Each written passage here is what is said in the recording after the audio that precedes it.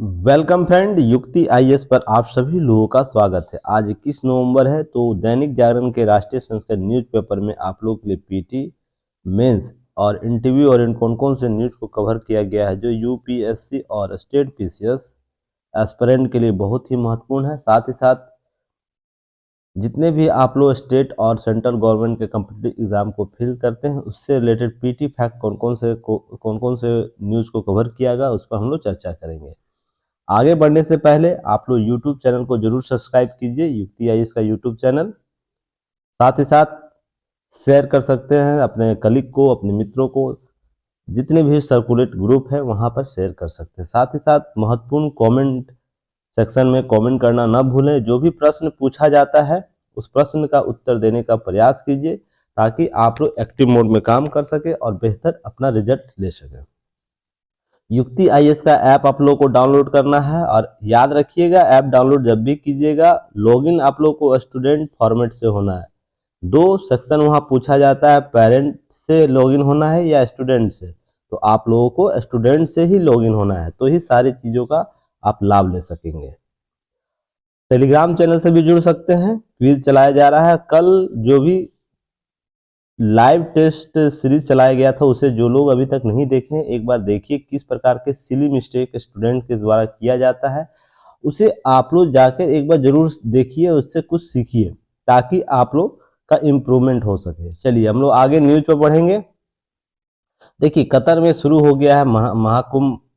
तो आप लोग को फुटबॉल के संदर्भ, फीफा वर्ल्ड कप के संदर्भ में, तो आप लोग को यहाँ से पीटी फैक्ट प्रश्न आपको पूछेगा। तो केवल याद अभी रखना है, फीफा में कतर अभी आयोजन कर रहा है, और पहला अरब देश है जो कतर जो ये फीफा आयोजित कर रहा है। तो चलिए हम लोग आगे बढ़ेंगे इसके संदर्भ में।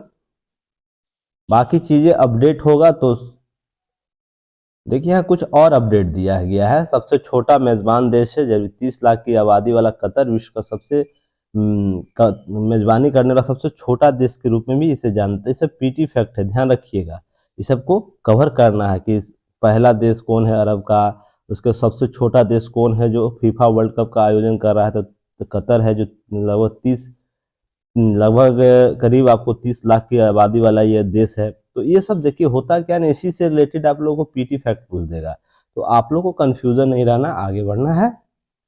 सॉरी, देखिए एक जो कोप सम्मेलन है 1 दिन के लिए बढ़ा दिया गया था, और उसमें कुछ निर्णय लिया गया जो स्वागत योग्य, एक पक्ष से स्वागत योग्य है और दूसरे दृष्टि से इसमें कुछ संशोधन भी करने की जरूरत देखी जा रही है। उसी में हम लोग बात करने वाले ये क्या है। हालांकि कोप के बारे में पहले भी चर्चा कर चुका हूं, जो लोग देखे नहीं अभी तक वीडियो, जाके प्लेलिस्ट में वीडियो देख सकते हैं। आपको महत्वपूर्ण 3 से लेकर 2026 कोप से संबंधित वीडियो को कवर किया गया है, तो आप लोग उसे जाके देख सकते हैं किस प्रकार से न्यूज को कवर किया गया है। आज के न्यूज में कुछ अपडेट है तो उसे हम लोग देखेंगे, और आप लोग जो न्यूज पहले की नोट्स आप लोगों ने बनाया है उसमें ऐड कर लेना है, ध्यान रखिएगा, ऐड कर लेना है इसे। तो देखिए इसमें सम्मेलन में क्या हुआ। विश्व के प्राकृतिक आपदा के शिकार होने वाले गरीब देशों की मदद का फैसला किया गया। वायुमंडल में बढ़ते तापमान का दुष्प्रभाव झेलने वाले देशों के लिए इस तरह के निर्णय में पहली बार लिया गया कि विश्व के जो भी देश हैं, अमीर देश, वो गरीब देशों को प्राकृतिक आपदाओं, अब प्राकृतिक आपदाओं के संदर्भ में बोल रहा है, ना कि भूमि तापन के संदर्भ में बातें की जा रही है। तो यहाँ पर देखिए, हालांकि वायुमंडल के बढ़ते तापमान का दुष्प्रभाव झेलने वाले देशों को भी दिया जाएगा। तो देखिए शब्दों का खेल खेला गया है, प्राकृतिक आपदाओं के शिकार और तापमान के दुष्प्रभाव झेलने वाले। जो ठोस निर्णय है 1 डिग्री से लेकर 2 डिग्री से लेकर 1 डिग्री, उसको चरणबद्ध तरीके से कम करना, उसके लिए कोप का जो आयोजन के लक्ष्य जो निर्धारित किए गए हैं ना, उस लक्ष्य के अनुसार अभी इस पर नहीं आया है, बाकी चीजें की गई हैं। यहाँ पर एक बात याद रखिएगा कि प्राकृतिक आपदाएं मूल रूप से वायुमंडल में बढ़ रहे तापमान को नियंत्रित करने पर कोई औपचारिक निर्णय नहीं हो सका है। देखिए ध्यान रखिएगा, प्राकृतिक आपदाओं के संदर्भ में बहुत से कारण होते हैं, परंतु मुख्य रूप से जो वायुमंडल में तापमान बढ़ रहा है ना, तो उसके नियंत्रण से संबंधित कोई औपचारिक निर्णय नहीं लिया गया। इसका तापमान बढ़ने के लिए कैसे कम किया जाए, तापमान जो लगातार बढ़ रहा है, हीट वेव बढ़ रहा है जिससे भूमंडलीय तापमान बढ़ रही है, तो उसको कैसे कम किया जाए, रणनीति कैसी बनाई जाए, उसके लिए गरीब देशों को कितना रुपया दिया जाए, या उस पर जो जो आपको है ना डॉलर, ये डॉलर जो निर्धारित किया गया था वो कैसे कन्वर्ट किया जाए, ये सब पर चर्चा हुआ ही नहीं है। इसमें बातें की जा रही है, निर्णय नहीं हो सका, न ही तेल, गैस और कोयले के उपयोग को कम करने की कुछ रूपरेखा बनी। अर्थात जो जीवाश्म ईंधन है उसका किस रूप से उपयोग किया जाएगा, उसके लिए क्या टारगेटेड फिक्स की जाएगी, या तो इसकी रणनीति किस रूप से होगी, इस पर काम कैसे करेगा कोई देश, इससे संबंधित भी निर्णय नहीं लिया जा सका है। तो आप लोग देखिए, ध्यान रखिएगा कि कुछ चीजें आप लोग को स्पष्ट होना है। तो यहाँ प्राकृतिक आपदाओं पर चलिए, कुछ न से अच्छा कुछ तो दिया गया ना, कुछ अब धीरे धीरे और भी स्टेप बढ़ेंगे इन लोगों के, विकसित देशों के, कुछ समग्र प्रयास किया जाएगा, दबाव दिया जाएगा ताकि ये लोग मिलकर काम कर सके। तो आगे हम लोग देखेंगे, यहाँ ध्यान रखिएगा, भारत ने निर्णय का स्वागत किया है, ध्यान रखिएगा, क्योंकि गरीब देशों को प्राकृतिक आपदाओं में विकसित देश अब सहयोग कर रहे हैं, तो भारत इस निर्णय का स्वागत किया। हालांकि विकसित देशों ने निर्णय में भारत, चीन, ब्राजील और दक्षिण अफ्रीका जैसे विकासशील देशों को लाभ नहीं होगा, ध्यान रखिएगा, बहुत कम है, संभावना बहुत कम है। ताजा निर्णय गरीब और अत्यंत गरीब देशों के लाभकारी होगा। जो गरीब है ना, अत्यंत गरीब देश, जिस श्रेणी है, 3 श्रेणी है ना देशों का, एक विकसित है, एक अल्प विकसित है और एक विकासशील है, तो इस अल्प विकसित देश को ही लाभ मिल सकेगा, विकासशील देशों को लाभ नहीं मिल सकेगा। तो इसी के संदर्भ में और गरीब देशों के प्रतिनिधि के रूप में पाकिस्तान, मालदीव और कुछ अन्य देशों ने इस निर्णय का स्वागत किया है। देखिए, पाकिस्तान, मालदीव जैसे राष्ट्र, तो याद रखिएगा।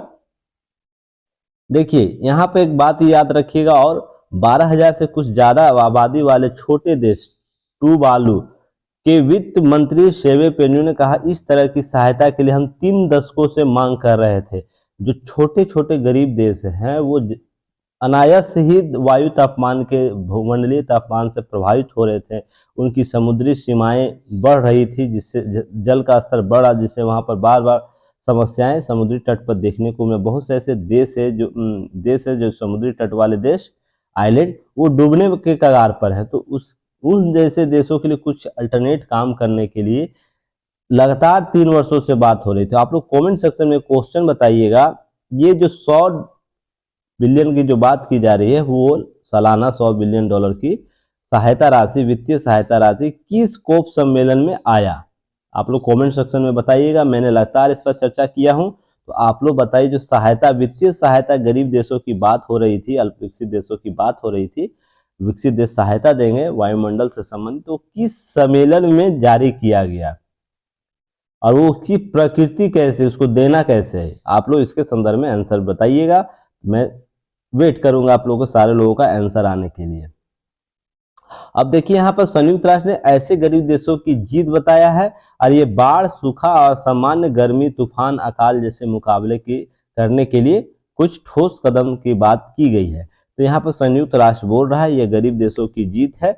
जीत कुछ नहीं है, ठीक ना, मैं यह मानता, जीत नहीं, आपका दायित्व है, यह दायित्व है यह विकसित देशों का।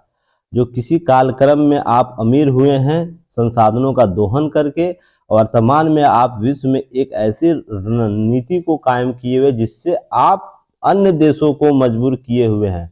अब विकासशील देश भी अपने विकास के क्रम में बहुत से पॉल्यूशन बढ़ा रहे हैं, तो इनका भी जवाबदेही तय होता है। तो सभी विकासशील देश इस जवाबदेही को मानते हैं, पर इनको अपने प्रौद्योगिकी को डेवलप करने के लिए वित्त का प्रबंधन चाहिए, वित्त चाहिए।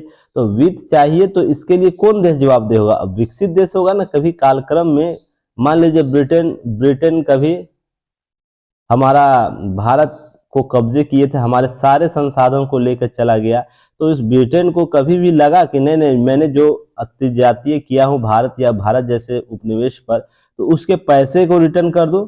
थोड़ा सा भी सेल्फ गिलानी आया होगा इन लोगों को? नहीं। तो फिर जवाबदेहिता कौन तय करेगा? भारत से बोलेगा, या भारत जैसे उपनिवेश से बोलेगा कि अमेरिका, ब्रिटेन या तो और भी विकसित देश जो यूरोपीय देशों में है, ये बोलेंगे कि नहीं, आपको अब जलवायु परिवर्तन से संबंधित काम करना है। शर्म नाम का भी कोई चीज होता है ना, गिल्टी नाम का भी चीज होता है, इन देशों को नहीं है इस मामले में। कभी आपने अपने उपनिवेश के कारण अपने औद्योगिक नीति को बढ़ाने के लिए सारे संसाधनों का दोहन किया, विश्व के सारे संसाधनों का दोहन किया। तो उन संसाधनों के प्रति जब संसाधन दोहन ही कर लिए आप लोगों ने, तो इस विकासशील देशों को वित्त की कमी तो रही होगी ना। अब बोल रहे हैं 2022 में कि आपको ही जवाबदेहिता लेना है और आप कतरा रहे हैं। तो यहाँ पर बात समझने वाली है कि विकसित देश को सबसे पहले भी अपनी जवाबदेहिता तय करनी होगी। विकासशील देश उसके पीछे आ ही जाएंगे, क्योंकि विकासशील देशों के पास समस्या यह है ना कि अपनी आबादी को बेहतर प्रबंधन करने के, जैसे भारत हो, चीन हो, जैसे देशों को, ब्राजील हो या तो दक्षिण अफ्रीका हो, और भी विकासशील देश है जो उनको क्या है, अपने आबादी को बेहतर प्रबंधन और बेहतर शासन प्रशासन देने की सबसे बड़ी समस्या है। तो उसके लिए क्या होगा, तो जलवायु परिवर्तन के संदर्भ में देखिए, आप लोगों को सतत विकास का कॉन्सेप्ट पढ़े होंगे ना। सतत विकास में कॉन्सेप्ट पढ़े होंगे जिसमें 17 लक्ष्य है और 149 सब लक्ष्य है। तो 17 लक्ष्य में क्या कहता है, 17 लक्ष्य में बहुत से ऐसे पार्ट है जो प्रबंधन की बात करता है। तो प्रबंधन किसका प्रबंधन करना है, हमारे आसपास के शासन प्रशासन को। तो शासन प्रशासन का प्रबंधन होगा तो कहीं ना कहीं जलवायु से संबंधित जो समस्याएं हैं उसके संदर्भ में भी तो काम होगा ना।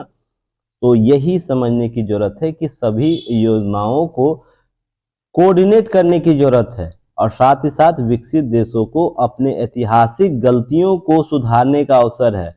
सिंपल सा लॉजिक। अब अमेरिका ने नागासाकी और हिरोशिमा पर परमाणु बम गिराया, क्या उसने कभी इसके संदर्भ में जापान को इस एवज में माफी मांगी कि नहीं, मैंने जो गलती की है वो चिरस्थायी गलती है और इसके एवज में परमाणु अपने हथियार को समाप्त करता हूं।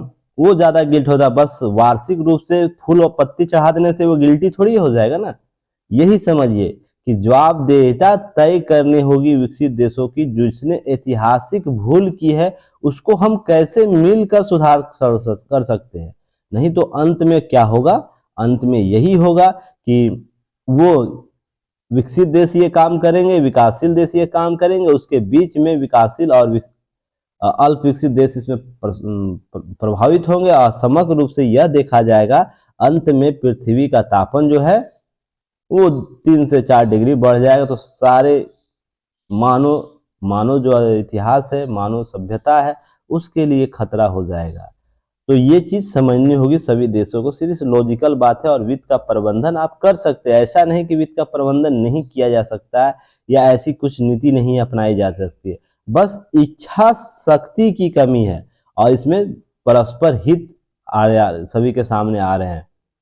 तो यहाँ पर चीजें आप देखिए, रूस यूक्रेन मामले में यूरोपियन कंट्री इतना सहयोग कर रहे हैं यूक्रेन का, या उससे देश नाटो देश कर रहे हैं, रूस अपने तरफ से कर रहे हैं, और उसमें जलवायु परिवर्तन से संबंधित कितना प्रभाव देखने को मिलेगा। बमबारी हो रहा है, उससे तापन बढ़ रहा है, उसके बाद प्रदूषण बढ़ रहा है, वायु प्रदूषण बढ़ रहा है। तो जवाबदेहिता कौन तय करेगा, यूरोपियन देश या रसिया, कौन करेगा? इससे कौन प्रभावित होने वाले, इससे प्रभावित होने वाले हैं वो आम लोग, वो आम जन जो इसके में कभी शामिल हुए नहीं। ऐसा थोड़ी है कि रसिया और यूक्रेन में युद्ध हो रहा है तो उसका वातावरणीय प्रभाव जाके ऑस्ट्रेलिया जैसे क्षेत्रों में नहीं होगा, भारत जैसे क्षेत्रों में नहीं होगा, अरब जैसे क्षेत्रों में नहीं होगा, सभी जगह इसका तापन प्रभाव पड़ेगा। तो देखिए, यह आने वाले समय में लोगों को तय करना होगा हम कर क्या रहे हैं, हमको करना क्या है, हमको क्या नहीं करना है। नहीं तो चीजें हो जाएगी ढाक के 3 पात। अब मैं इसके संदर्भ में इतना ही बोलूंगा, वेट एंड वॉच करते हैं इसके संदर्भ में नीतियां क्या आएगी। देखिए, यह बहुत ही इंपॉर्टेंट है पीटी फैक्ट के नजरिए से। कोरोनरी स्टेन जो है, स्टेज जरूरी दवाओं की राष्ट्रीय सूची में शामिल किया गया। यह सूची लगातार आता है, जारी होता है, आपको यूपीएससी के जीएस पेपर 3 के टॉपिक में आएगा। स्वास्थ्य संबंधी जो मामले आते हैं उसमें शामिल होगा। तो इस पर हम कुछ अपडेट देख लेंगे क्या है न्यूज, उसके बाद हम लोग क्या करेंगे, इस पर इसके की नोट्स को देख लेंगे, जो आपको पीटी में भी काम देगा, मेंस में भी काम देगा, और कभी कभी इंटरव्यू में भी काम दे देता है, पर ज्यादातर कभी कभी आपको मेंस में और पीटी के स्तर पे ही काम देगा। चलिए, दिल के इलाज में काम आने वाले कोरोनरी स्टेंट के जो आवश्यक दवाइयां हैं उसको राष्ट्रीय सूची में जारी 2022 में शामिल कर लिया गया। जितने भी दिल से इलाज से संबंधित बीमारियां होती है उसको। केंद्रीय स्वास्थ्य मंत्रालय ने इस आशय की अधिसूचना जारी कर दी। अब क्वेश्चन आप बताइए, केंद्रीय स्वास्थ्य मंत्रालय के मंत्री कौन है? इस प्रकार के छोटे छोटे प्रश्न आपको दीजिएगा आइटम बम जो होता है, क्योंकि यह आपको स्टेट पीसीएस वाले एग्जाम में काम देगा। चलिए नेक्स्ट है, अब राष्ट्रीय औषधि मूल्य निर्धारण प्राधिकरण जो है वो कोरोनरी स्टेज की विकसित कीमत निर्धारित करेगा। तो और साथ में अस्थायी राष्ट्रीय समिति ने 6 नवंबर को इस नीति के 2 श्रेणियों में कोरोनरी स्टेंट जो है उसमें शामिल किया। एक बेयर मेंटल स्टेंट है, एक ड्रग एनुमेटिंग स्टेंट के रूप में सूचीबद्ध शामिल किया गया। तो इसका वर्गीकरण कैसे किया गया है? 2 रूपों में किया गया, ध्यान रखिएगा 2 रूपों में किया गया है। तो आप लोग को इस तरीके से संदर्भ समझना होगा। इस विशेषज्ञ समितियां जो है इसके आधार पर अधिसूचना जारी कर दी है। ऐसे सभी हम अभी चर्चा करेंगे उसके संदर्भ में, टेंशन नहीं लीजिएगा। कोरोनरी आर्टरीज जो डिजीज होता है जिसे CAD कहा जाता है, जन स्वास्थ्य से जुड़ा मुद्दा होता है, क्योंकि इससे जुड़ी मृत्यु दर अधिक है। मान लीजिए ये कोरोनरी आर्टरीज डिजीज इसे कहा जाता है जो सीधे मृत्यु के लिए अधिक प्रभावित होता है, स्वास्थ्य संबंधित, जैसे हृदय रोग हुआ, धमनी रोग हुआ। तो उस पर हम लोग चर्चा करेंगे आगे क्या क्या होता है, उस पर हम लोग आगे भी जस्ट चर्चा करेंगे। फिर उसके 13 सितंबर को जारी आवश्यक दवाओं की सूची में शामिल 34 नई दवाओं को, कैंसर रोधी दवाओं को शामिल किया। ध्यान रखिए आपको 34। उसके बाद एंटीबायोटिक्स टीके शामिल थे, जिसमें अब ऐसी दवाओं की संख्या कुल 384 हो गई। तो ये आर्टिस्ट आपको याद रखना है, पहले कितना था 34, वर्तमान में कितना सूची में आ गया 384। ये सब फैक्ट पीटी फैक्ट के रूप में पूछ सकता है, तो ध्यान रखिएगा आप लोग ये सब चीजों को। चलिए हम लोग इसके की पॉइंट देख लेते हैं।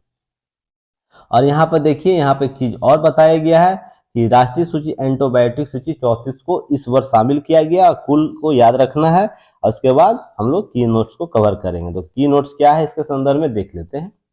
पहले तो कार्डियोवैस्कुलर रोग क्या है इसे समझिएगा, ठीक ना, क्योंकि यह बहुत ही आपको ट्रिकली टॉपिक है। इसमें कुछ शब्द मेडिकल के हैं तो उसे समझ लेने की जरूरत है।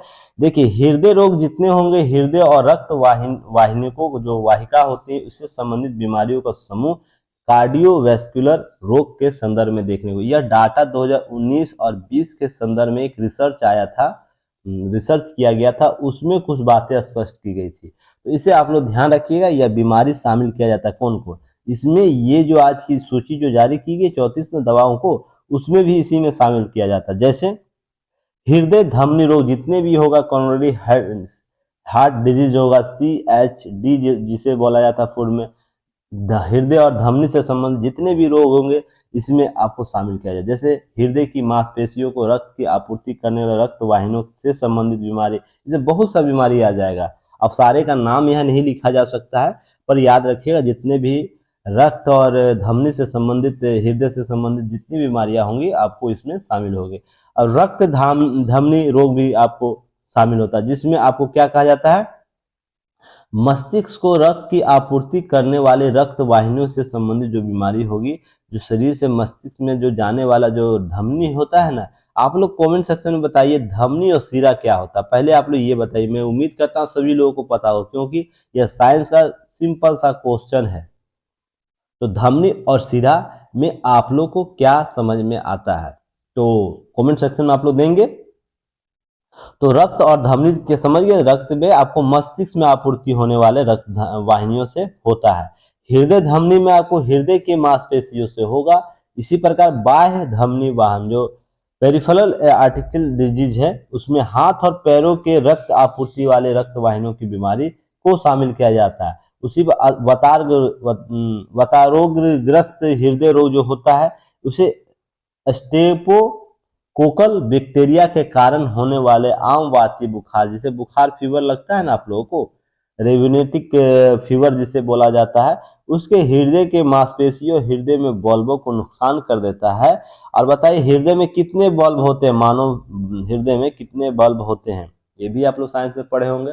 कमेंट सेक्शन में आप लोग देने का प्रयास कीजिए ताकि पीटी के भी कुछ प्रश्न कवर किया जा सके। तो इससे संबंधित जो बीमारी होगी उसे आपको वतारोग्रस्त हृदय रोग बीमारी कहा जाता है। जनजात हृदय रोग जो जेनेटिकल होता है ना, हृदय की संरचना में विकृति आ जाती है, आपको छेद सुनते होंगे, हृदय में छेद हो गया, तो ये देखिए इसको भी आपको इस श्रेणी में शामिल किया जाता है। नेक्स्ट है तीव्र शिरा थ्रोम्बोसिस। थ्रोम्बोसिस आपको और तथा फेफड़ों से संबंधित वाहिका रोग, जिसे deep vein thrombosis and pulmonary embolism कहा जाता है। इसे पैरों की नसों में रक्त थके जो हृदय और फेफड़ों के कार्य प्रणाली अवरोधित हो जाता है। देखते होंगे आपको पैरों की नसें, किसी किसी के पैर में नस फूल जाता है, ब्लैक हो जाता है ना, आप देखते होंगे किसी व्यक्ति विशेष के पैरों में रक्त वाहिनियां है ना उसकी मोटी हो जाती है, तो ये डिजीज जो है ना इसमें आएगा। तो आपको यह सब भी समझना है कि कार्डियोवैस्कुलर रोग की श्रेणी कौन कौन सा है। तो श्रेणी आप देख लीजिए, हृदय, रक्त, वाय, वातार्ग, और उसके बाद एक लास्ट है जमजात और तीव्र शिरा। तो ये आपको सारे श्रेणीबद्ध किया जाता है इसी में, जो आपको डिजीज के रूप में। अब कार्डियोवैस्कुलर रोग के जोखिम का कारण क्या है ये आप लोग जान लीजिए। ये इसका कारण होता है हृदय रोग के जोखिम कारक के रूप में विशेष आदतें होती है, व्यवहार होती है, दिनचर्या होता है।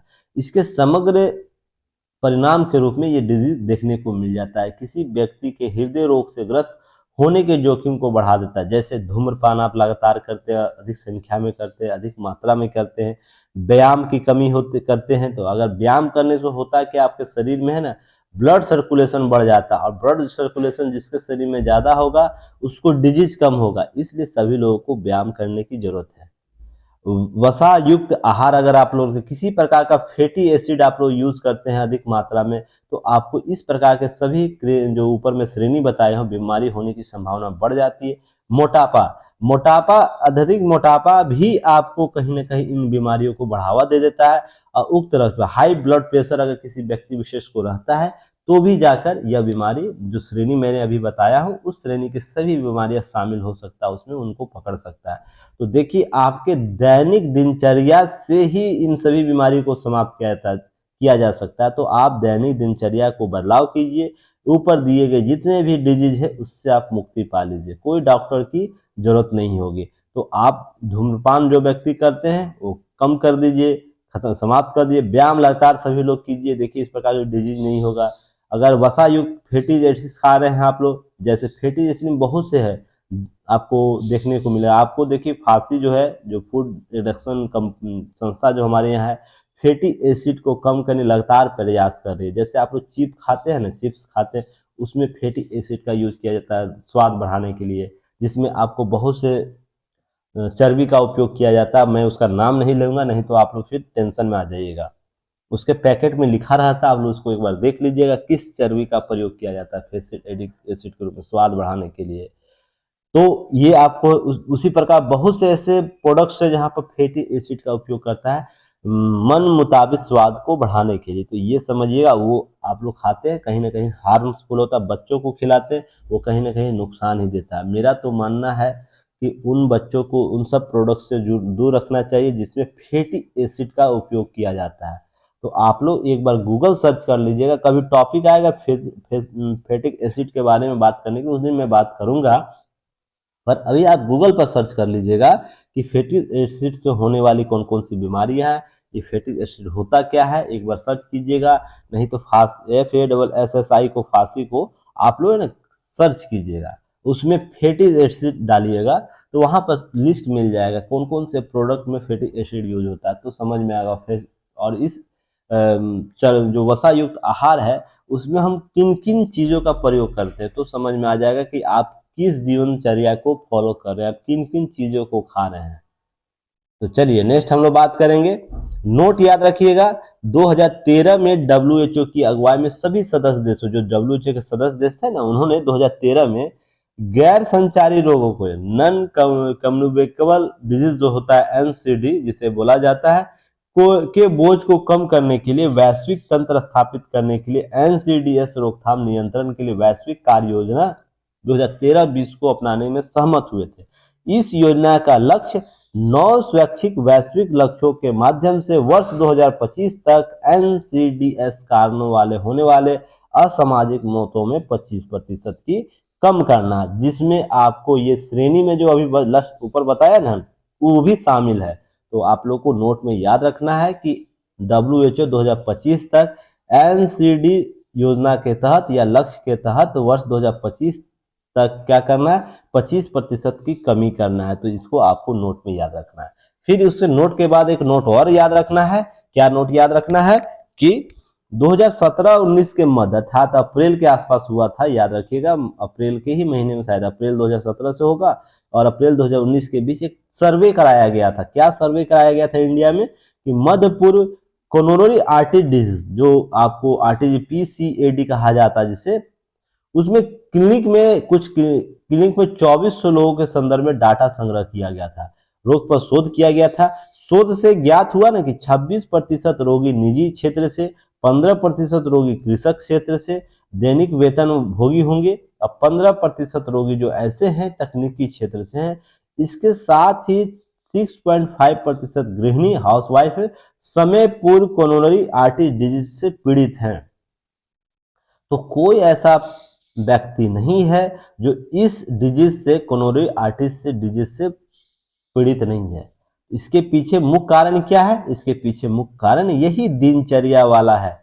अगर कोई मान लीजिए निजी क्षेत्र में है या तो खेतों में काम करने लोग धूम्रपान अधिक करते हैं, फिर उसके बाद जो गृहिणी महिलाएं होती व्यायाम नहीं कर पाती, या जो सरकारी जॉब करते समय का अभाव में व्यायाम नहीं कर पाते, वसा युक्त आहार बहुत खाते हैं निजी सेक्टर के लोग, निजी क्षेत्र जाते हैं, मान लीजिए छुट्टी हुआ लंच करने के लिए तो बर्गर पिज्जा ये सब खा के अपना पेट भरते हैं और वसा युक्त खाना खाते हैं, जंक फूड खाते हैं। तो ये सब चीजें आप लोग को होता है।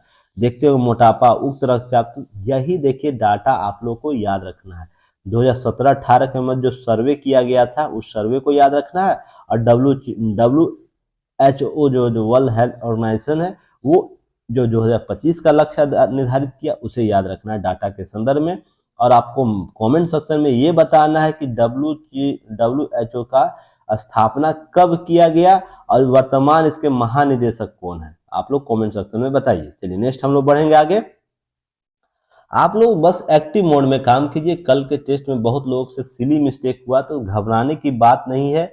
आने वाले समय में आप बेहतर प्रदर्शन करेंगे। बस आप लोग ट्रिक को समझ जाइए कि क्वेश्चन के सिली मिस्टेक कैसे कराया जाता है। जानबूझ के ये सिली मिस्टेक आप लोग से कराया जाता है, ऐसा नहीं कि आपको टॉपिक का ज्ञान नहीं है, ठीक ना। आप लोग से सिली मिस्टेक करवाया जाता है, बस वो सिली मिस्टेक आप लोग को पकड़ना है। देखिए, निशाना बनाए जाने के डर से जमानत देने से कतराते निचली अदालतों के जज। चीफ जस्टिस ऑफ इंडिया जो अभी वर्तमान में 50वें chief justice of India Chandrachud, उनके द्वारा यह बोला गया है। यह बैठक हो रही थी जघन्य मामलों के निशाने बनाए जाने के संदर्भ में। उन्होंने कहा है बार काउंसिल ऑफ इंडिया के द्वारा आयोजित अपने सम्मेलन में ये बातें कही इनके द्वारा। और कहीं ना कहीं यह सही है कि निचली अदालत जमानत देने से डरते हैं, कतराते हैं, क्योंकि देखिए सुरक्षा संबंधी चीजें देखने को मिल जाती है। हाई कोर्ट के जज और सुप्रीम कोर्ट के जज को सुरक्षा दिया जाता है, पर आपको जो जिला अदालतें हैं उनको सुरक्षा के मानक जो है बहुत कम है। हाई कोर्ट और सुप्रीम कोर्ट के जजों को एक मानक स्तर का सुरक्षा दिया जाता है, पर जिला स्तर के जो जज होते हैं उनको यह कम दिया जाता है सुरक्षा, जिसके एवज में इस प्रकार के जघन्य मामलों में जमानत देने के निशाना बनाने के डर से, क्योंकि जघन्य अपराध कौन करता है, किस प्रकार की प्रवृत्ति के लोग करते हैं, तो इसलिए कुछ न्याय व्यवस्था में इस प्रकार की खामियां देखी जाती है। इसको नोटिफाई किया गया है चीफ जस्टिस इंडिया के द्वारा। इस पर हो सकता है आने वाला कुछ समय बाद जिला अदालतों में कुछ सुधार के अवसर देखे जा सकते हैं। तो चलिए अभी हम लोग वेट करेंगे। बस याद रखिएगा, कभी भी मान लीजिए जिला अदालतों के संदर्भ में प्रश्न पूछे तो आप चीफ जस्टिस ऑफ इंडिया जो चंद्रचूड़ जी है उनके इस बयान को शामिल कर सकते हैं, क्या स्थिति है। तो चलिए नेक्स्ट हम लोग बात करेंगे। आगे बढ़ने से पहले क्या करना आप लोग को, युक्ति आईएएस का यूट्यूब चैनल जो अभी तक नहीं सब्सक्राइब किए, सब्सक्राइब कीजिए सबसे पहले। उसके बाद आप लोग क्या करना है, शेयर कीजिए अपने जितने भी कलीग हैं, ग्रुप्स है, सर्कुलेट ग्रुप्स होता है, व्हाट्सएप स्टेटस लगा देते हैं। कुछ स्टूडेंट हमें सपोर्ट कर रहे हैं, उनको बहुत बहुत धन्यवाद जो अपने व्हाट्सएप स्टेटस में हमारे युक्ति आईएएस के लिंक को शेयर करते हैं। तो आप लोग भी प्रयास कीजिए, व्हाट्सएप लिंक में शेयर कीजिए, ताकि 2 से 4, 2 एक एक करके बूंद घड़ा भरे। सपोर्ट जब तक नहीं कीजिएगा आपके सामूहिक सपोर्ट से, तो हम लोग आगे नहीं बढ़ पाएंगे। योग्यता हमारे पास है, पर योग्यता देखिए होता क्या, मार्केट देखिए इस प्रकार के एजुकेशन मार्केट को बना दिया गया है कि जो दिखता है ना वही बिकता है। अब मान लीजिए जिनके पास 5 लाख सब्सक्राइबर हैं, उनको कोई समस्या नहीं होगी इस प्रकार के नए नए टेक्निक को अपनाने के लिए। पर जिनके पास 2000 सब्सक्राइबर, को बहुत समस्या होगी। इनके पास क्षमता भी बेहतर करने का, तो क्षमता तभी आप लोगों के सामने बेहतर होकर आएगा जब संख्या बढ़ेगा। संख्या आने के बाद रिसोर्स बढ़ता है, रिसोर्स बढ़ने के बाद आपको बहुत सी चीज़ें बढ़ती हैं, फेथ होता है मार्केट में, आप में इन्वेस्टमेंट बढ़ता है, तो जिसके बाद आप बहुत सी चीज़ें जो आपके माइंड सेट में चल रहा है वो आप कवर कर सकते हैं। इसलिए मैं बोल रहा हूँ संख्या बढ़ाइए, ताकि हम लोग है ना आपके लिए और भी बेहतर चीज़ों को कवर कर सकें। बहुत से लोगों से हम लोग प्लान बातें चल रही हैं कुछ कुछ चीज़ों को अपडेट करने के लिए, तो हम लोग जल्द ही आपको एक नए रूप में देखेंगे। इससे पहले आप लोग हमें सपोर्ट कीजिए, शेयर कीजिए, आप व्हाट्सएप स्टेटस लगा सकते हैं, आप टेलीग्राम चैनल पर अपने ग्रुप में लोगों को ऐड कर सकते हैं ताकि लोग हमें देखें समझे। तो आप लोग ऐड भी किया कीजिए, ताकि देखिए होता है ना, जब तक आप लोग सपोर्ट नहीं कीजिएगा ना तो तब तक कुछ हो नहीं पाएगा। नहीं तो हम लोग प्रचार भी तो नहीं कर रहे हैं ना, होता है ना, बहुत सी चीज़ हो जाती हैं। तो चलिए, अब ये क्या है, यूपीएससी के जीएस पेपर 2 में जो है शहरी स्थानीय निकाय, उससे संबंधित आपको ये टॉपिक है, जो शहरी स्थानीय निकायों की सुस्ती से पिछड़ी रही केंद्रीय योजनाएं, यह विश्व बैंक के रिपोर्ट में बातें आई। हाल ही में मैंने आपको आरबीआई का भी डाटा दिया था कुछ दिन पहले, ज़्यादा नहीं होता 3-4 दिन पहले ही शायद मैं इसे कवर किया हूँ। उस वीडियो को आप लोग देख लीजिए जो अभी तक नहीं देखे हैं, और जो देख चुके हैं उनको पता होगा। आरबीआई से संबंधित एक डाटा जारी किया गया था। आरबीआई ने स्थानीय शहरी निकायों के संदर्भ में वित्त कैसे प्रबंधन बढ़ाया जाए, वित्त की आय कैसे बढ़ाई जाए, उसके संदर्भ में। तो आप उस वीडियो को इससे टैली कीजिएगा ताकि दोनों को कवर किया जा सके। देखिए विश्व बैंक के रिपोर्ट में क्या कहा गया, केंद्रीय सरकार की महत्वाकांक्षी परियोजनाओं को 2 योजनाओं के पहले 6 साल में 5वें हिस्से का खर्च हो पाया। देखिए ध्यान रखिएगा, 6 साल में, विगत पिछले 6 साल में 5वां हिस्सा ही खर्च हो पाया। विश्व बैंक की ताज़ा report financing India's urban infrastructure needs में इसका रिपोर्ट्स का नाम है, इसे याद रखिएगा। शहरों में केंद्रीय योजना क्रियान्वयन की ढिलाई की यह तस्वीर सामने आई, जिसके मुताबिक क्या है, इस रिपोर्ट के मुताबिक केंद्र सरकार के 5 महत्वाकांक्षी कार्यक्रम, जिसमें स्मार्ट सिटी, अटल नवीकरण और शहरी परिवर्तन मिशन यानी अमृत योजना, स्वच्छ भारत मिशन, प्रधानमंत्री शहरी आवास योजना और स्थानीय निकायों में किए गए खर्च का विश्लेषण किया गया। किसके द्वारा? विश्व बैंक के द्वारा। तो ये 5 तो पहले आप योजना का नाम याद रखिएगा। प्रश्न यहाँ से पूछ सकता है, थोड़ा सा आपको इस प्रकार के प्रश्न पूछे जा सकते हैं। जैसे यहाँ पर मैं प्रश्न बना देता हूँ थोड़ा सा हटके, कि विश्व बैंक के India's financing India's urban infrastructure needs में भारतीय योजनाओं के किन परियोजनाओं को समीक्षा के रूप में देखा गया या समीक्षा में शामिल किया गया। तो ऑप्शन दे देगा 1 2 3 4 5, आपको उसमें नाम दे देगा, नाम में कोई एक हटा देगा, तो उसको आपको याद रखना है कि किसको दिया गया। तो याद रखिएगा किनको किनको शामिल किया गया इस रिपोर्ट में। तो पहले तो स्मार्ट सिटी को शामिल किया गया, मिशन अमृत योजना को शामिल किया गया, स्वच्छ भारत मिशन को, प्रधानमंत्री शहरी आवास योजना को शामिल किया गया। तो चलिए नेक्स्ट हम लोग याद रखेंगे इसी के तहत 2015-16 से लेकर वित्तीय वर्ष 2020-21 में 6 साल की अवधि में स्वीकृत जो योजना है, 61 में कलर चेंज कर दूं ताकि आप लोगों को आसान हो चीज़ों को समझने में।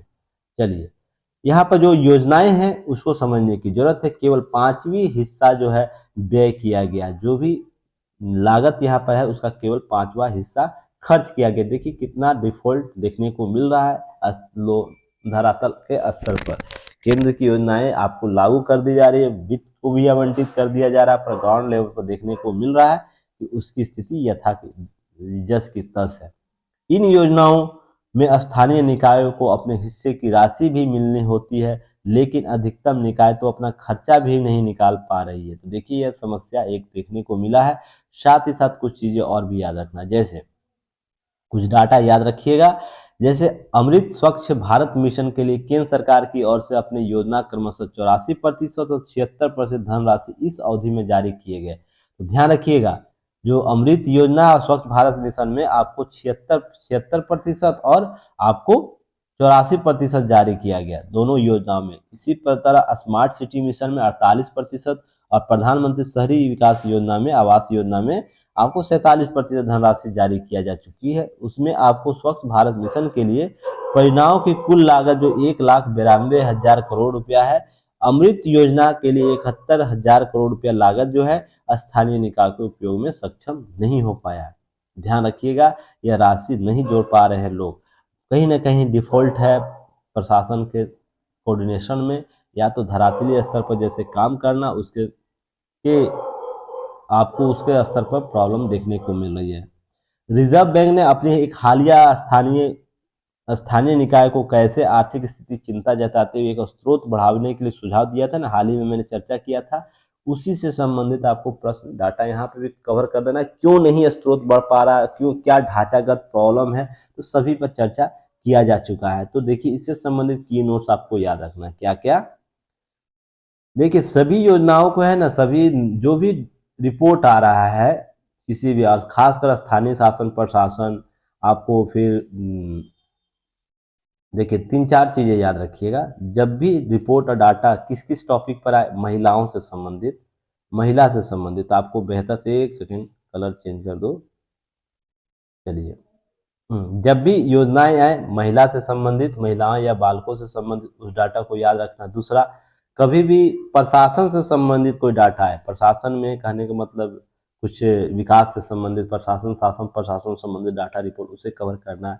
स्थानीय शासन प्रशासन से संबंधित कोई डाटा रिपोर्ट आए तो उस पर आप लोग को कवर करना है। तो ये सब टॉपिक लगातार आपको एग्जाम में पूछे जाते हैं, मेंस में और इंटरव्यू ओरिएंट पर, तो आपको ये कवर करना है। तो चलिए इसके की नोट्स को देखते हैं हम लोग हैं।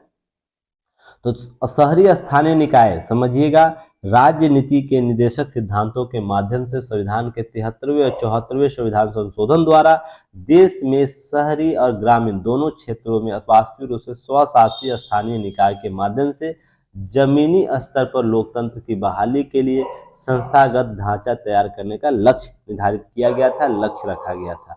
यह 73वां 74वां संविधान संशोधन मूलभूत परिवर्तन लेकर आया। हमारे यहाँ पहले 2 स्तर के, आपको एक सेकेंड में यहाँ पर बना दूं, पहले हमारे यहाँ 2 स्तर का प्रशासन हुआ करता था, ठीक ना, पहले केंद्र के स्तर पर, एक राज्य के स्तर पर, ठीक ना, केंद्र की सरकारें और राज्य की सरकारें। अब है कि त्रिस्तरीय शासन व्यवस्था को कायम कर दिया गया है। जैसे केंद्र के स्तर पर, राज्य स्तर के प्रशासन में ही आपको है ना, राज्य प्रशासन, ये होलिस्टिक राज्य प्रशासन, उसी के अंदर एक त्रिस्तरीय प्रशासन को डेवलप किया गया है जिसे स्थानीय शासन व्यवस्था कहते हैं, जो 2 प्रकार के, एक ग्रामीण स्थानीय शासन व्यवस्था और एक शहरी शासन व्यवस्था।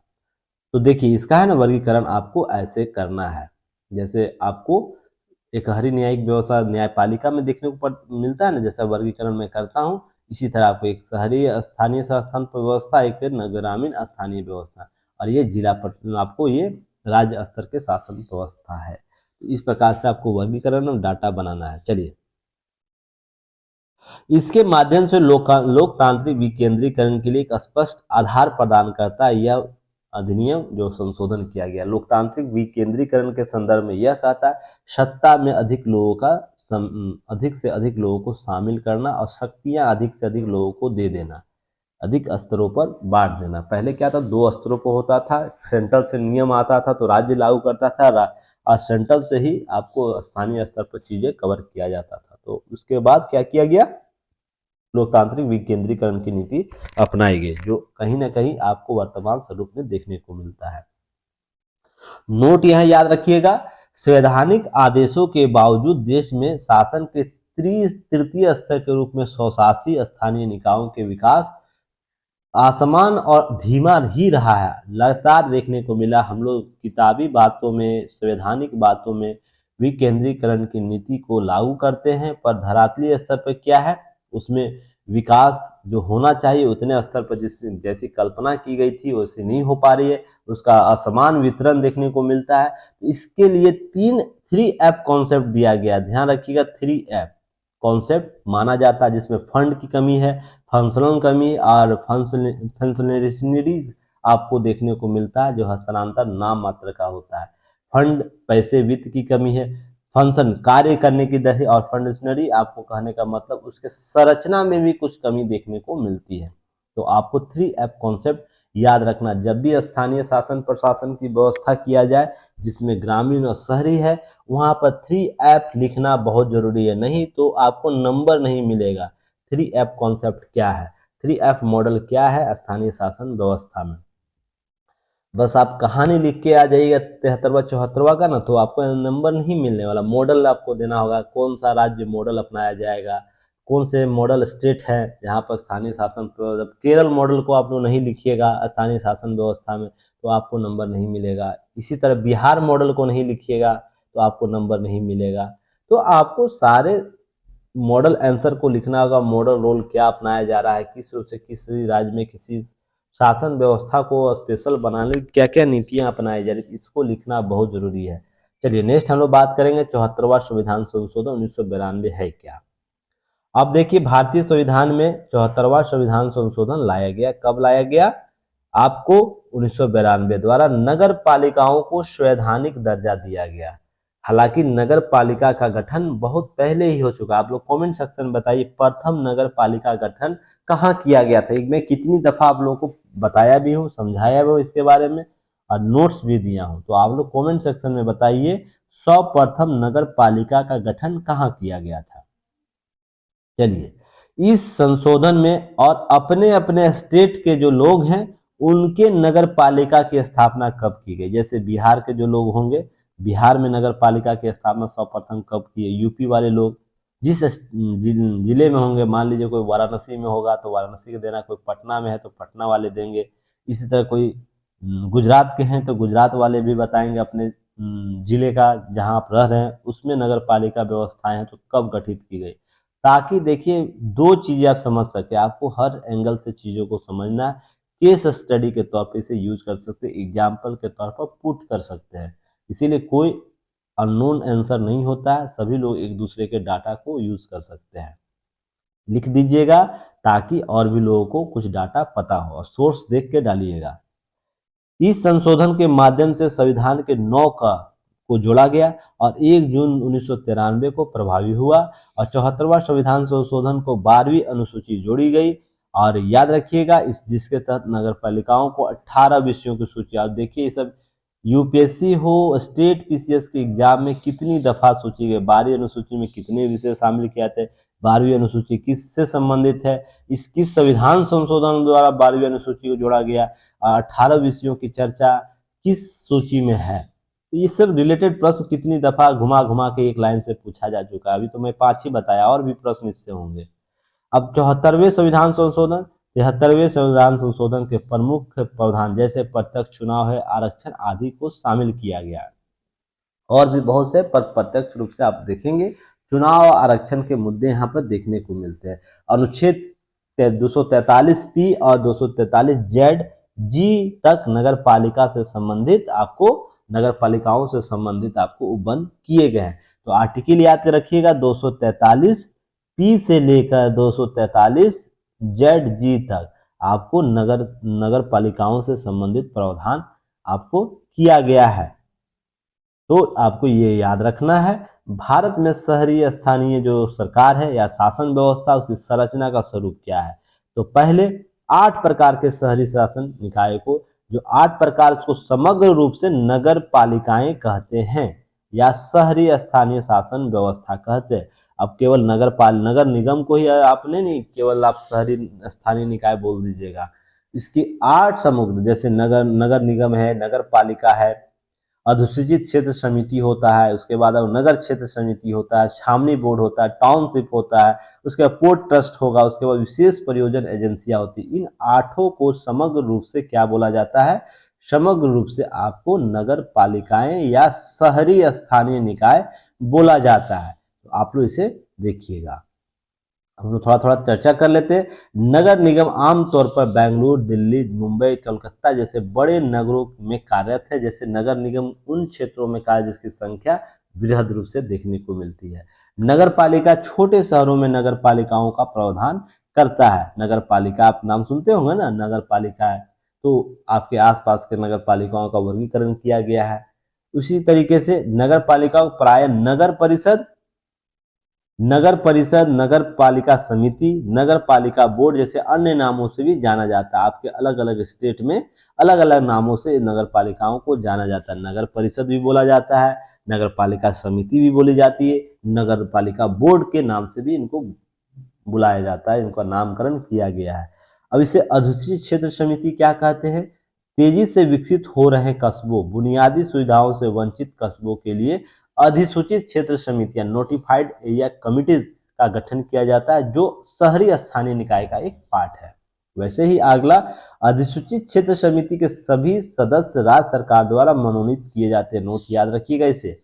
आपसे प्रश्न यह पूछा जा चुका है स्टेट पीसीएस में, अधिसूचित क्षेत्र समिति के जो सभी सदस्य होंगे किनके द्वारा नॉमिनेट किए जाते हैं? स्थानीय शासन प्रशासन सदस्यों के द्वारा, चुने गए सदस्यों के द्वारा, या पर जनता के प्रत्यक्ष द्वारा, सरकार द्वारा मनोनीत किए जाते हैं। तो सरकार, राज्य सरकार द्वारा मनोनीत किए जाते हैं।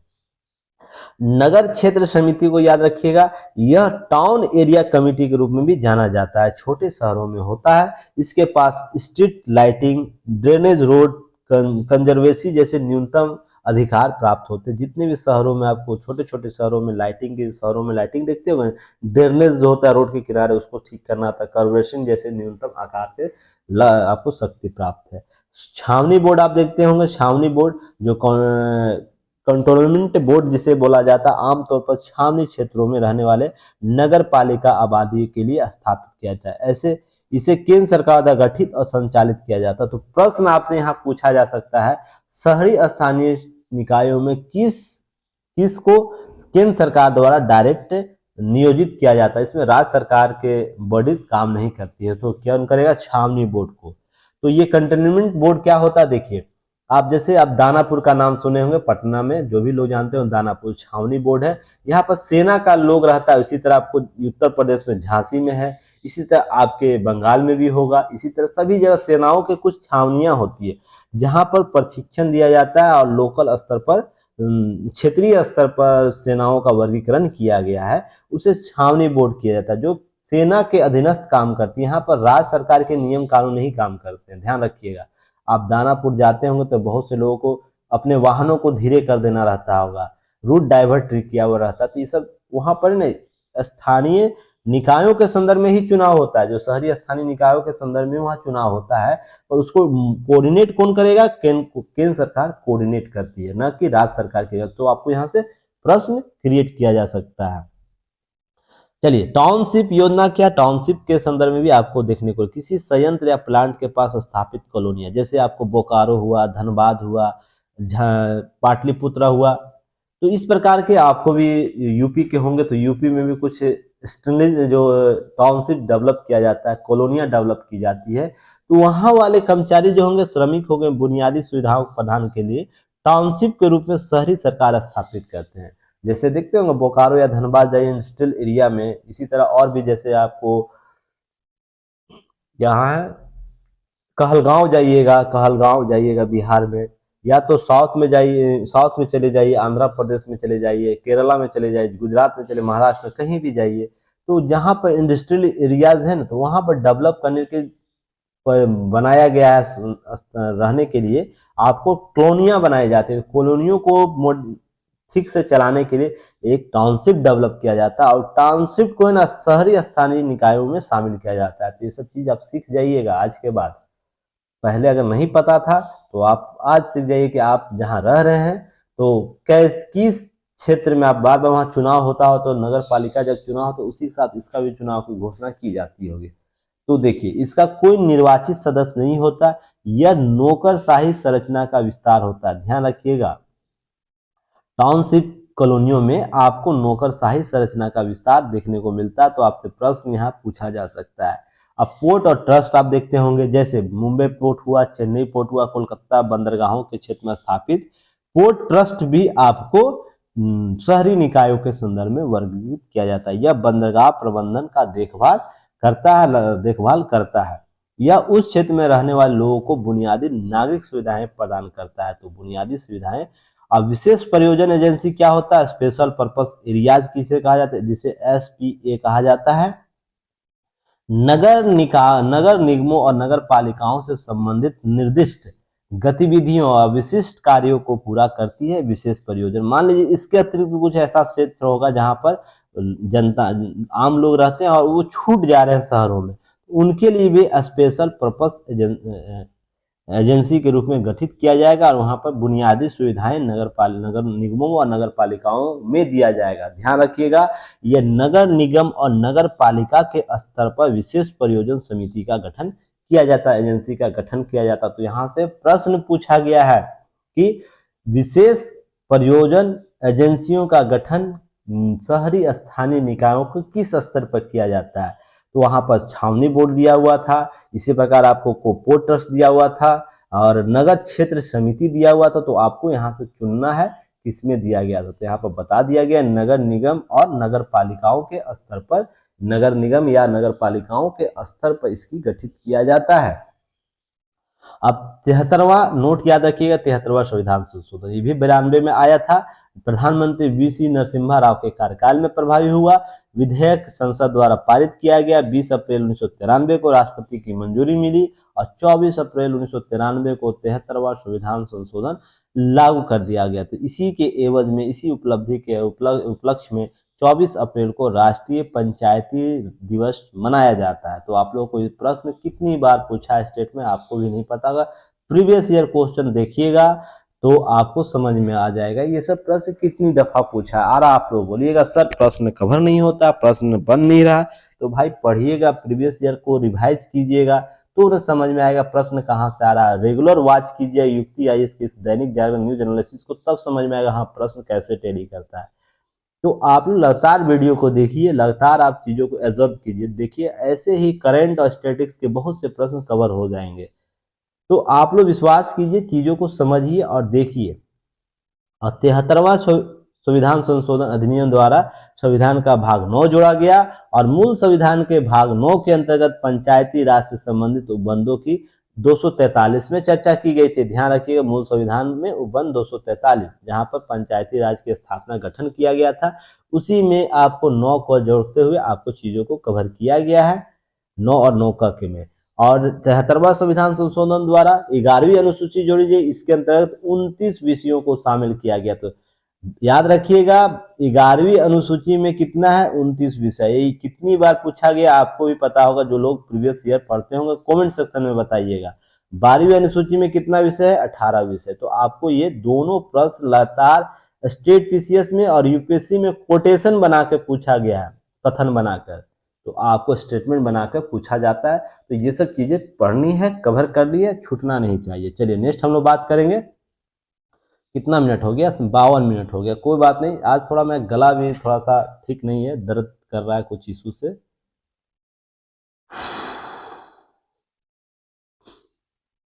देखिए राष्ट्रीय बाल अधिकार, कुछ पीटी फैक्ट है, इसे कवर कर लीजिएगा। राष्ट्रीय बाल अधिकार संरक्षण आयोग बाल कल्याण समितियों के सदस्यों के लिए प्रशिक्षण मॉड्यूल शुरू किया है, तो ये कवर करेंगे हम लोग, ये पीटी फैक्ट के रूप में। इसी तरह आपको सरदार पटेल देश के एक कर सके तो इसका श्रेय शंकराचार्य को जाता है, यह आरिफ मोहम्मद जी का बयान आया है। तो देखिए केरल पुत्र के रूप में शंकराचार्य को जाना जाता है, उन्हें 1000 साल से भी पहले लोगों को अपनी सांस्कृतिक ऐतिहासिक एकता के अवगत कराया। और शंकराचार्य के बारे में आप लोग जानते होंगे, उन्होंने मठों का निर्माण किया था। तो आप लोग कमेंट सेक्शन में बताइए उन्होंने किन किन मठों का स्थापना किया। मैंने इस पर पहले भी न्यूज एनालिसिस किया हूँ, बताया हूँ आप लोगों को शंकराचार्य किन किन जगहों पर मठ की स्थापना किए थे, इनके द्वारा कौन सा विचार दिया गया था। अब आप लोग कमेंट सेक्शन में बताइए इसका उत्तर, ताकि हम भी जान सके आप लोग कितना एक्टिव मोड में वर्क कर रहे हैं। चलिए नेक्स्ट है, आप लोग चैनल को जरूर शेयर सब्सक्राइब कीजिए, ऐप जरूर डाउनलोड कीजिए सारे लोग, क्योंकि वहां पर बहुत सी चीज आप लोग को अवेलेबल कराया जा रहा है और बहुत ही लो प्राइस पे। देखिए 365 में आपको दैनिक जागरण 1 साल का न्यूज दिया जाता है, 199 रुपया में आपको आपको डेली करंट अफेयर सीरीज दिया जा रहा है, आपको बीपीएससी और स्टेट पीसीएस के टॉपिक का कवर किया जाए, क्लासेस कवर किया जा रहा है। बहुत से कोर्स आपको बहुत सी लो प्राइस में अवेलेबल कराया जाए, जो ऑथेंटिक सोर्स के साथ कवर किया जाता है, आप लोग जानते ही होंगे। तो आप लोग हमें सपोर्ट कीजिए और देखिए इससे आपकी कुछ आपको आपका कोई हानि नहीं होने वाला। 365 से आपका क्या होगा, और मुझे बस ये सपोर्ट मिलेगा, मैं अगले स्टेज तक जा सकूंगा। या 365 में आपको क्या दिया जा रहा है ना, आपको ये तब पता चलेगा जब एग्जाम हॉल में बैठिएगा। बहुत से लोगों को यह अवसर देता है अपने जो भी अध्ययन अध्यापन आप कर रहे हो उसके टेक्निक को डेवलप करने के लिए। तो ये प्रयास हमारा यूपीआई टीम कर रहा है, तो उसे सपोर्ट कीजिए आप लोग भी। देखिए ग्लोबल कंटेंट हब के रूप में जो आपको भारतीय अंतर्राष्ट्रीय फिल्म महोत्सव महोत्सव मनाया जाता है, उसमें आपको यह शुरू हो गया है, 53वां संस्करण इसका है। तो इससे संबंधित पीटी फैक्ट आप लोग को याद रखना है। इसमें बहुत सी चीजें कवर की जाएगी धीरे धीरे, इस पर कुछ अपडेट आएगा तो हम लोग इसको देखते चलेंगे। चलिए नेक्स्ट है, देखिए धनांतरण से संबंधित मैंने आप लोगों को न्यूज एनालिसिस बहुत विस्तृत तरीके से कर दिया हूं। 2 से 3 बार शायद मैंने धनांतरण से संबंधित न्यूज को एनालिसिस किया हो। उसके की पॉइंट में बस ये नया आप लोग जोड़ लीजिएगा, कब कब धनांतरण के मामले के लिए प्रयास किया गया। जैसे आपको 1954 में किया गया है पहला प्रयास, इसको माना जा सकता है, जिसमें भारतीय मंत्रांतरण के लिए नियम और पंजीकरण, सॉरी उससे पहले भी एक होना चाहिए, कहाँ चला गया 1800 वाला, नहीं दिया है क्या, कहाँ चला गया, एक सेकंड वेट कीजिएगा, नहीं दिया है शायद। चलिए कोई बात, मैंने उस दिन वहां पर चर्चा किया हूँ, ये आज़ादी के बाद के क्रम का है, जिसमें 1954 में भारतीय मंत्रांतरण नियम पंजीकरण विधेयक लाया गया था। इसमें क्या बोला गया था, मिशनरियों के लिए अनिवार्य लाइसेंस और धर्म बदलने के लिए स्थिति में सरकारी कार्यालयों में पंजीकरण अनिवार्य करना था। मंत्रांतरण के समय में उन्हें धर्म परिवर्तन के संदर्भ में 1960 में एक नियम लाया गया, संरक्षण विधेयक लाया गया, जिसमें पिछड़ा समुदाय धार्मिक संरक्षण विधेयक लाया गया, जिसका लक्ष्य था अभारतीय धर्म में किसी के मंत्रांतरित होने पर लगाम लगाना, अर्थात इस्लाम, ईसाई या यहूदी समेत कुछ धर्मों को इस श्रेणी में रखा गया था। उसी तरह 1979 में क्या किया गया, धार्मिक स्वतंत्रता के लिए विधेयक लाया गया, जिसमें अन्य धर्मों में मंत्रांतरण होने वाले अधिकाधिक रूप से रोक लगाने का प्रावधान किया गया। इसे सभी राजनीतिक समर्थन नहीं मिला, तो ये सब अपडेट हुआ था। और सबसे पहले 1967 में उड़ीसा इस संबंध में कानून लाता है, पहला राज्य बन गया था। उसके बाद 1968 में मध्य प्रदेश लाया, 1978 में अरुणाचल प्रदेश लाया, और 2022 तक बहुत से राज्यों का फेयर लिस्ट आ चुका है, जिस पर मैंने चर्चा किया था। धनांतरण क्या होता है, धनांतरण के कारण क्या है, धनांतरण के संदर्भ में कौन से प्रतिबंध लगाए जा सकते हैं, सभी पर मैंने चर्चा किया। लास्ट प्ले लिस्ट में जाइएगा, आपको लिस्ट भी टेलीग्राम चैनल पर शेयर किया गया, उस लिस्ट को भी देखकर आप उस न्यूज को देख सकते हैं, टॉपिक किस दिन किस तारीख को कवर किया गया है। तो आप लोग को लिस्ट इसलिए दिया जाता है टेलीग्राम, उसको है ना आप लोग सेव कर लीजिएगा अपने किसी नोट पर, नोट मोबाइल का नोट भी होता है वहां भी सेव कर सकते हैं, या तो आप लोग लिख सकते हैं कॉपी पे, तो कॉपी पर भी लिख दीजिएगा, कॉपी कीजिएगा और अपने मोबाइल के नोटबुक आपके मोबाइल में होता है वहां ले जाके पेस्ट कर दिया, तो हमेशा के लिए सेव भी हो जाएगा। तो आप लोग ये कर सकते हैं, और जब भी कोई समस्या हो, कोई भी टॉपिक देखना है, उस लिंक को क्लिक कीजिएगा, जो ब्लू कलर का लिंक होता है उसे क्लिक कीजिएगा, उस वीडियो पर चला जाइए, आप लोग चले जाइएगा। तो ऐसा भी आप लोग कर सकते हैं, ताकि आप लोग को कभी भी दिक्कत हो कोई टॉपिक पर, तो उस न्यूज को एनालिसिस के रूप को देख सकते हैं, और उससे कम संबंधित आपको जो भी डायग्राम है उसको कवर कर सकते हैं। देखिए शहरी निकायों के संदर्भ में आर्थिक स्वतंत्रता की बात की गई है इस आर्टिकल में। तो देखिए पहले भी मैंने बात किया था, आरबीआई जब वित्तीय आवंटन बढ़ाने की बात कहा था शहरी निकायों के संदर्भ में तो उसमें देखिए यही बातें की गई थी जो बात यहाँ की जा रही है। रिजर्व बैंक के द्वारा पहली बार देश में 27 राज्यों का स्थान नगर निकायों की वित्तीय स्थिति को लेकर एक रिपोर्ट जारी की, जिसमें बताया गया जो जो समस्या थी। अब देखिए यहाँ बात है कि क्यों ये समस्या, ये समझ नहीं। रिजर्व बैंक के अनुसार हमारे नगर निकाय वित्तीय रूप से इतने दुर्बल हैं कि उनका बजट ब्रिक्स देशों के स्थानीय निकायों की तुलना में बहुत कम है। इसका मतलब यह है कि हमारे शहर इस संगठन यानी ब्राजील, रूस, दक्षिण अफ्रीका और चीन के शहरों की तरह प्रगति कर पाने में नाकाम है। यह बात इनके आरबीआई के सम्मेलन में आया था, आरबीआई के रिपोर्ट में आया था। तो यहाँ पर यह बात समझने वाली है। इसमें कुछ बातें हैं, जैसे खाली जमीन पर टैक्स लगाना, भवनों के विस्तार या उनके आधुनिकीकरण को लेकर नई टैक्स व्यवस्था करने, भवन में ज्यादा जमीन पर टैक्स लगाने, राज्य सरकार की तरफ से वसूले गए स्टाम्प ड्यूटी में नगर निगमों को ज्यादा हिस्सेदारी देने, नगर निगमों को निजी क्षेत्र के लिए मिल रही साझेदारी कर विकास पर सुझाव देने शामिल किए गए थे इसमें। आरबीआई की इस रिपोर्ट में। साथ ही साथ इससे जनता पर कर का दुष्प्रभाव पड़ेगा, इन्हें महंगाई का मार सहनी पड़ेगी, इसलिए यहाँ सोच विचार कर कदम उठाने की बात इस लेख में बोला गया है। मैं यह बोलना चाहूँगा इस मामले में कि स्थानीय शहरी स्थानीय निकायों के लिए एसेट क्रिएट करना है ना, तो उसको है ना अनुबंध पर अपनी भूमि का प्रबंधन करना चाहिए। प्राइवेट पार्टियों को लीज पर आपको उस एसेट का यूज करना चाहिए। मान लीजिए अब किसी क्षेत्र में है, यह स्थानीय प्रशासन में, यह शहरों में इतना जमीन खाली, यहाँ पर सरकार है ना एक बिल्डिंग बना दे, एक बिल्डिंग लंबी चौड़ी बिल्डिंग कॉम्प्लेक्स बनाए, उसमें बहुत सी चीज़ों का उपयोग कर सकते हैं। इसमें दुकान क्रिएट किया जा सकता है, जिसका मुनाफा आपको स्थानीय शासन को दिया जा सकता है, उसका कमीशन स्थानीय शासन को दिया, उसका वित्त प्रबंधन स्थानीय शासन के लोगों को दिया जा सकता है। ध्यान रखिएगा, शहरी स्थानीय शासन की बात हो रही है। तो इसके यहाँ से एसेट किया जा सकता है। इसी प्रकार आप किसी प्रकार के ऐसे क्षेत्र का उपयोग कर सकते हैं जहाँ पर कार पार्किंग है, कार पार्किंग की व्यवस्था करवा सकते हैं। या बहुत से ऐसे होते हैं जहाँ पर एसेट क्रिएट करना है तो पार्क का स्थापना देखते होंगे, बहुत बहुत शहरों में, दिल्ली जैसे शहरों में कार पार्क कहते हैं, पार्क की स्थापना की गई। वहाँ पर पार्क को उन्नत किया जा सकता है, वहाँ पर कुछ ऐसे आयाम डेवलप किया जिससे एसेट जनरेट हो। अब टिकट के रूप में केवल हम लोग 5-10 रुपया लेते हैं, ये ठीक है। उसके अतिरिक्त भी वहाँ पर हम लोग कुछ और भी किया जा सकता है, जैसे इनोवेशन के कुछ पार्ट डेवलप किए जाते हैं बच्चों के खेलने सीखने के लिए, जैसे आप वहाँ पर लगवा सकते हैं, ताकि देखिए वहाँ पर कम फी देकर भी लोग सीखें।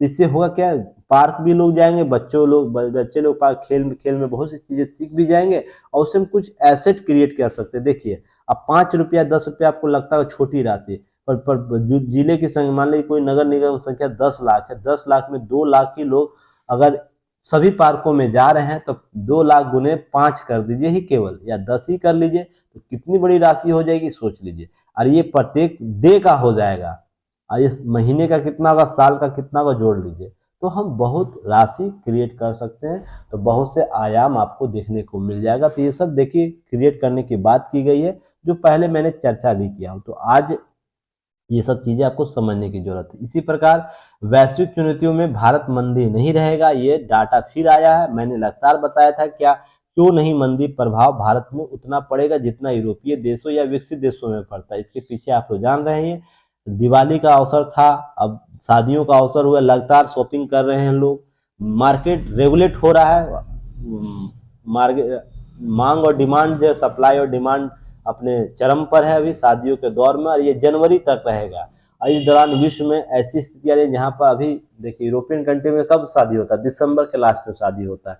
तो होता है कि वे खास समय में शादी करते हैं, तो होता है कि वहाँ पर केवल जो डिमांड है ना, कोई किस चीज में होता है, सर्विस सेक्टर में होता है, और आपको प्रोडक्ट्स के रूप में, गुड्स के रूप में होता है डिमांड, उसी के अनुसार सप्लाई कंपनियां करते हैं। और भारत में क्या होता है, सप्लाई भी हो रहा है, गुड्स का सप्लाई भी हो रहा है, और सर्विस का भी सप्लाई हो रहा है, साथ ही साथ में इसमें बूस्टर के रूप में हम लोग ये काम कर देते हैं, शादी त्योहार, क्योंकि भारत एक त्योहारों का देश है। हर धर्म हर पंथ के लोग यहाँ पर हर महीने में 2-3 आप लोगों को देखते होंगे धार्मिक अनुष्ठान कर देते हैं।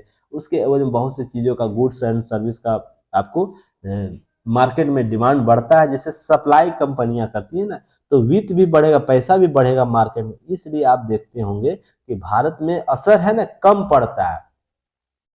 और देखिए इस चीजें आप समझ लीजिए, कोरोना जैसे महामारी के दौर में भी लोग अगर घर बना रहे हैं, तो समझ सकते हैं भारतीय लोग की प्रवृत्ति क्या होगी। भारतीय किस लोग से ना काम करते, खाली समय में अपने अवसंरचना निर्माण करते। अब मान लीजिए 2008 का मंदी आया था ना, मैं ऑब्जर्व किया था उस समय कि मेरे आसपास जहाँ मैं रहता था उस क्षेत्र में, वहां पर लगातार बिल्डिंगों का निर्माण हुआ था, और उस समय आपको हमारा कोर सेक्टर नेगेटिव सेंस में ना जाके पॉजिटिव सेंस में गया था। डाटा आप निकालिएगा उस साल का, तो आपको समझ में आएगा कि विश्व में मंदी है, महामंदी का दौर चल रहा है। फेडरल बैंक जो है अमेरिका का, वो क्लैप्स होने की स्थिति में आ गया, तो कुछ बैंक और भी करप्ट हो चुके थे, दिवालिया घोषित हो गए थे, जो बेसल मानक को फॉलो नहीं कर रहे थे। पर भारत में आपको स्थिति विपरीत देखने को मिली थी, जहां पर लोग 5-7 के रेशियो से ग्रोथ करे, तो वहाँ 1 के स्तर पर आ गए थे। भारत जहाँ 10 के ग्रोथ, 8-9 के ग्रोथ से कर रहा था, वहाँ पर वो आ गया था आपको 6-7 के ग्रोथ लगातार कर रहा था, तो ये चीज़ें समझनी होगी। ये कॉन्सेप्ट है ग्रोथ होने का, बाकी डाटा तो सब समझ ही लीजिएगा आप लोग, मैंने समझाया भी है। देखिए एक चीज और याद रखिएगा, जीएसटी अधिनियम में करदाताओं के लिए सुगम बनाने की सरकार ऐसे दंडात्मक अपराधों को इससे हटाने का विचार करे जो भारतीय दंड संहिता के दायरे से पहले से ही आते हैं। तो इस पर लिस्ट जारी होगा कुछ दिन के बाद। 100 देखिए यहाँ पर कुछ दाता, इस धारा में 132 में बदलाव के अंतिम रूप दिए जाएंगे। जीएसटी का जो धारा 132 है उसमें बदलाव किए जाएंगे, और आईपीसी का जो धारा है कौन कौन से इसे हटाया जाएगा उसका लिस्ट जारी होगा, तो उस दिन हम लोग चर्चा करेंगे। फिलहाल अभी हम लोग इतना ही। एक न्यूज, दो न्यूज और है। देखिए जिपोरिजिया जो परमाणु संयंत्र है, यूक्रेन का जिपोरिजिया स्थित परमाणु संयंत्र, एक बार फिर गोलीबारी हुआ। यह यूरोप का सबसे बड़ा परमाणु संयंत्र है जहां पर रूसी सेना ने कब्जा कर रखा है। तो देखिए याद रखिएगा, संयुक्त राष्ट्र जो की संस्था अंतर्राष्ट्रीय परमाणु ऊर्जा एजेंसी है, दोनों देशों को आग से न खेलने की चेतावनी दी है। कहा है कि परमाणु संयंत्र इस तरह के हमला किसी भी समय भीषण परमाणु आपदा का वजह बन सकती है। तो देखिए बात यहाँ ये है ना कि एक ओपीटी फैक्ट निकालना है, और दूसरा परमाणु ऊर्जा संयंत्र के एजेंसी के बारे में मैंने पहले भी चर्चा किया, तो उस न्यूज़ को आप लोग देख लीजिएगा पीटी फैक्ट के रूप में। बाकी रूस एजेंसी के रूप में कुछ नहीं देखना, युद्ध होता रहा है, ये लोग समझेंगे नहीं किस प्रकार की चीज़ों को कवर करना है। देश अरब देश में पहली बार विश्व कप शुरुआत हो रहा है, तो कतर के संदर्भ में बातें पीटी फैक्ट के रूप में पूछा जा सकता है। मेजबानी, पहला मेजबानी कर रहा है। देखिए यहाँ पर कुछ चीज़ें, 15 विश्व कप में पहला गोल इनके नाम है, तो ये सब तो नहीं पूछेगा, पर ये जरूर पूछे कहाँ गया जी। होता है कभी कभी कुछ चीज़ें जब नज़र में होती है ना, हट जाता है। कहाँ चला गया, अच्छा नीचे था, एक सेकंड होल्ड कीजिएगा। नहीं, ख़त्म हो गया, लगता है मैंने कवर कर दिया, कोई बात नहीं, होता है। अच्छा देखिए यहाँ पर, देखिए यहाँ पर एक चीज आया है, सूक्ष्म लघु और मध्यम उद्योग जो एमएसएमई है देश की अर्थव्यवस्था की रीढ़ है।